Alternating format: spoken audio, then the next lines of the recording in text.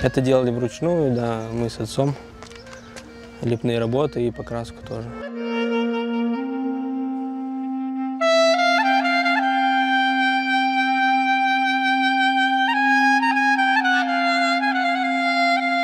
В одном из углов этой мечети начала скапливаться влага очень такая обильная, и не могли понять, в чем дело. И начали копать дренаж с улицы, и случайно нашли на глубине 2 метров камень, на котором было и написано год постройки этой мечети, кем она построена, и дуа.